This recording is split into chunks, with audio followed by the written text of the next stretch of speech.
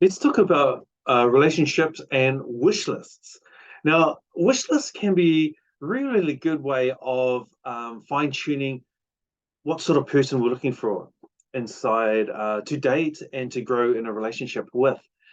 Maybe you've done it, maybe you haven't, or but I'm sure you've got at least a mental note. The good thing about the wish list is that it helps you to fine tune because without it, you could date anybody and end up in messes more often than not. Because it's very easy to see someone who's handsome and beautiful, who's charismatic, conversationalist at certain times. But do they fit other aspects of your life, that you're looking for? So you're writing it down. There'll be some amazing ones. They're like, oh, handsome, beautiful, charismatic, intelligent, smart, talkative, open, caring, giving, sharing. Right? There's so many. But keep writing. Keep writing those things that you love, that you love them to be. Oh, that's a better fit for you. They love to touch. They love to hold hands. They love to look at scenic sunsets, beautiful scenes. They love traveling. They love to snuggle up and watch a good movie together. There's so many different things, right? They love to be my servants.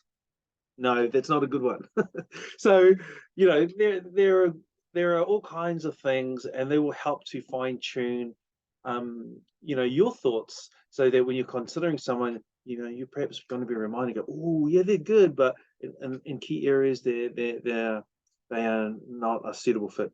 For example, and I've mentioned this before, maybe you're into babies, you're young enough, and you're into babies, and they're not. Well, that's a key area that, even though they may fit a lot of other areas, in that key area, they don't.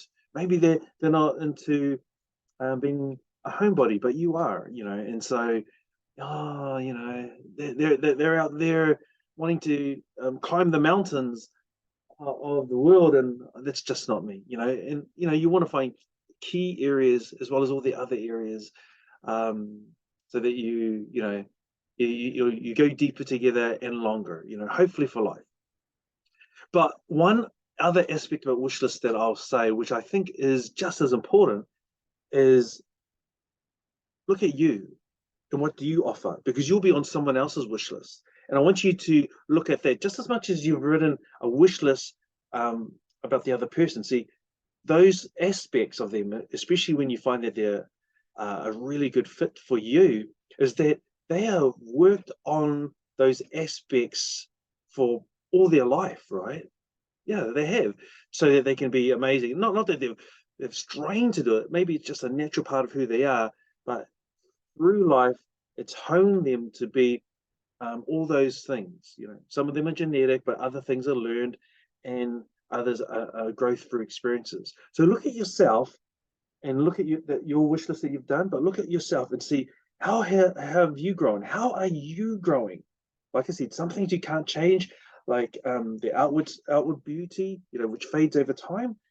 But how are you doing inwardly with your attitudes, your giving, your sharing, your openness, your growing, you know, so that when you do meet this person, that you are ready too. They have made themselves ready for you. And how are you doing making yourself ready for them? That's going to help you to have a better fit for the longer term. You've got a wish list, but you make sure that you're growing so that you are a mature wish list for someone else as well. I hope that helps you, and looking forward to growing in relationships with that person that suits you the most. All the best. See you in another session.